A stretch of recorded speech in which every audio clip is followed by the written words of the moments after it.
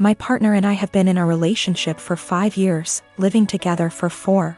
Recently my partner came home having had a short meeting with a financial advisor and was really eager to talk about our financial future WRT savings goals, life plans, timelines for saving up a deposit for a house, etc.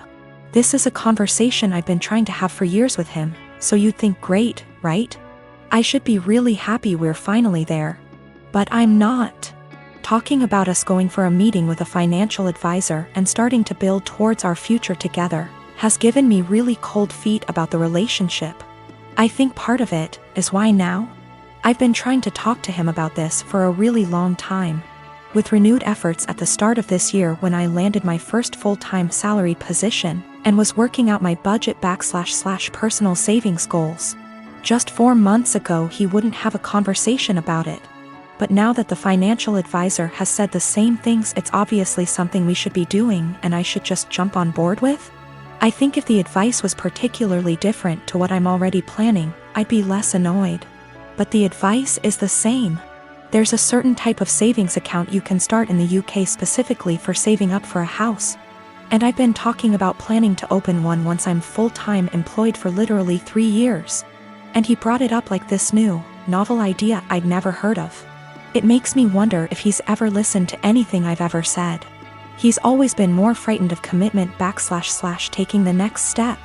And I've driven that for the majority of our relationship. Become official / exclusive? I pushed for it. Move in together? I pushed for it. Start a joint account for household costs? Me move into a bigger place and buy our own furniture? My call. And every step of the way he's against it and I have to convince him why it's the right decision. I've tried to have this financial future talk for a long time, and also the talk about mapping out what our future plans are together. But he's never wanted to have it. I guess I feel a lot of resentment that he's finally ready to talk about this because someone else has told him it's a good idea. It also brings up a lot of worries I've had about the future that might have been sitting under the surface for a while. Like the marriage and kids talk, I've always been clear about what I want, and he's always vaguely agreed with me. But trying to talk to him about time scales for it is like pulling teeth and always turns into an argument. It's not like I'm saying you have to propose now or I'm leaving or anything. It's literally just stuff like, ideally I'd like to be thinking about engagement and buying a house by 28 and married looking to have kids by 30. So he's literally got like half a decade. But we can't have that conversation because he shuts down / gets annoyed / feels pressured.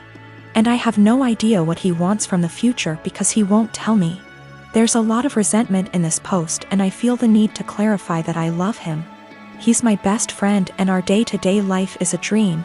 But I always feel like I'm dragging him into a future he doesn't want.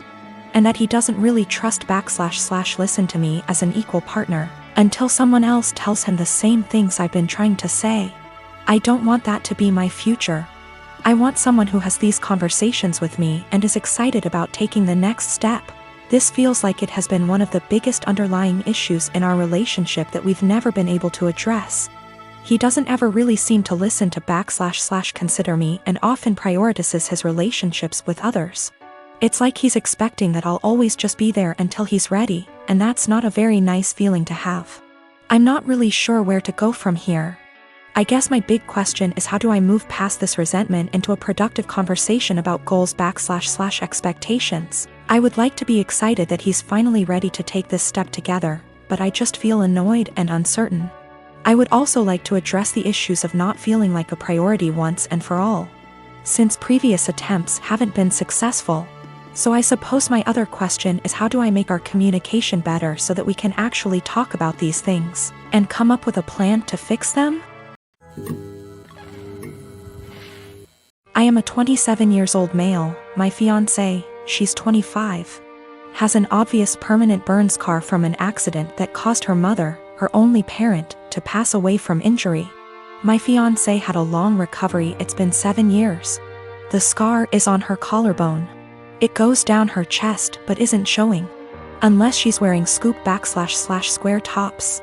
She often wears hoodies / jackets to cover up. She puts this cream, I don't know what ladies call it, but it's supposed to tone skin color or something. I'm not sure, but my fiancé calls it foundation that is 1 degree brighter than her skin color. I absolutely adore her. She's pretty, smart, ambitious, and the list goes on. What happened was unfortunate, and I'm glad she's at peace with herself and more confident. My family love her. How can they not?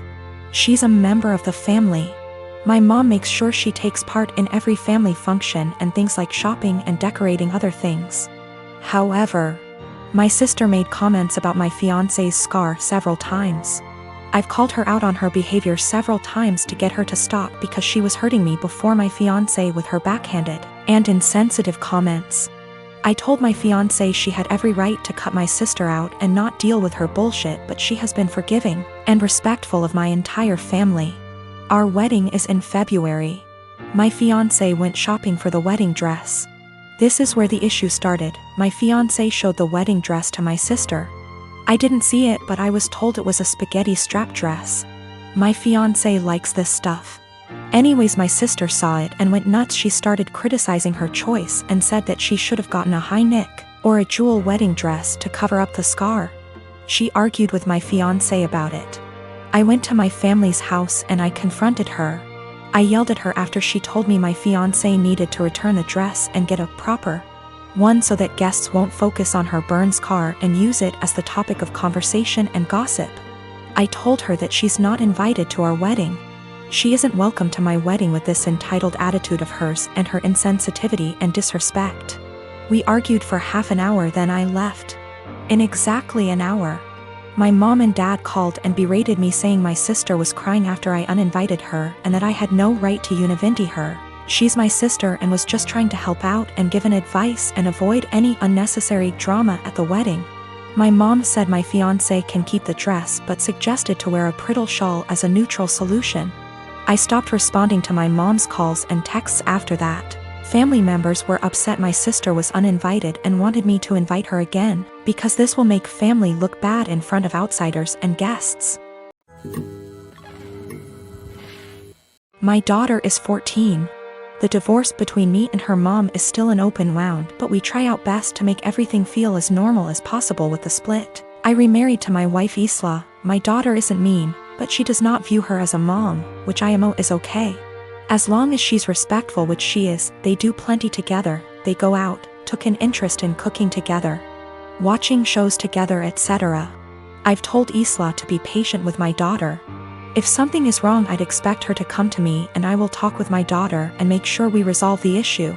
But as far as the harsh parts of parenting, that's up to me. So the other day, my daughter came to me saying she wanted to go to her mother's. I asked why she did because she looked upset. She said to ask my wife. I called her mom and she said she'd pick her up but hasn't heard any issues from my daughter. My daughter's birthday is coming up. We are doing a quiz for her. She's very excited. So Isla went to my daughter, saying that she wanted to have a quiz just with us, meaning without her mother or her family. When my daughter said she wanted her mom there, especially because of how big of a deal this is. And Isla was pretty much trying to force the issue and telling her that she can do one here and just as big. My daughter asked why she's trying to leave her mom out of such an important event. And Isla got mad at her for that and accused her of being bratty, and if she wants her mom so bad she should go there. I was so confused. What argument even is that? First of all, there's a reason she went behind my back and told my daughter. Second of all, she's not my kid's mother. And the more she tried to replace her, the more my daughter will resent her. Third of all, she's never welcome to insult my daughter because of her issues, and I don't know where and why she thought this would fly. I told her this, and her argument was that she wanted to be noticed by my daughter and why I care so little about her feelings. I told her my daughter notices her. They go out in girls' days weekly, they go out, watch movies together, etc. My daughter has been plenty inviting to her. Frankly, I'm surprised at how well she's opened up to her, but now she will have to earn her trust back. She again asked why I keep taking my daughter's side and not meeting her in the middle. I told her she's wrong here, simple as that. I could have if she didn't do it like this. I told her that if she expects me to turn on my daughter, she's out of her mind, and my daughter comes first in any situation. She started crying and accused me and saying she's in second place, to which I confirmed. I would never want her to put me over a kid. She left and now isn't speaking to me. V asked my daughter if this behavior was consistent. She said that she feels like Isla makes it a point to not talk about her mom, but nothing this extreme. I am a 32 years old female, and I was raised Mormon, but I'm not now, nor do I follow any other religion. My mom is still very much in the cult. As such, she has the typical Mormon mindset regarding gender roles and all that bullshit. Granted, I still think she'd be this way without her religion, though maybe not as bad.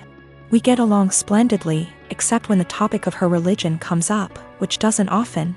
She's visiting right now. I don't see her in person much, but she came down for my birthday. It's also important to note that I have 2 sons.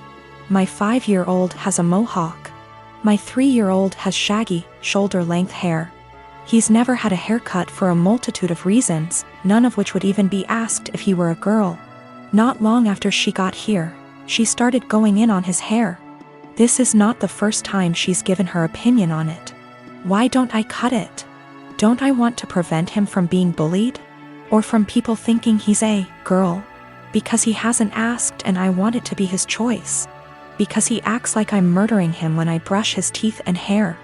Because he also flails around like he's having an exorcism, so imagine that with a pair of scissors. Because if someone sees long hair and assumes girl, that's on them, and a simple, he's a boy, corrects it. But mostly it's because I don't want to. She got pissed and said what she really thought, which was, well, I just don't like long hair on boys. Clearly. Yet she has no problem with my other son's mohawk. Guess that's boyish enough for her. And she said it in front of both my sons, which pissed me off. I said the first thing which came to my head, which was, if you have a problem with long hair on boys, I suggest you take it up with your Lord and Savior Jesus Christ. You can start by asking him to get a haircut. Call John the barber. Bruh. If looks could kill, I'd be in outer darkness right now. She steeped in her anger for a while but didn't say anything else. She hasn't changed her opinion, nor will she. But I don't think she wants to get roasted again either, so she won't bring it up anymore. I feel like we're both assholes. As much as I hate her religion, that was also a low blow, and I have a tendency to speak first, regret later. Though I don't necessarily regret my words, I do regret how they made her feel. She is my mom after all.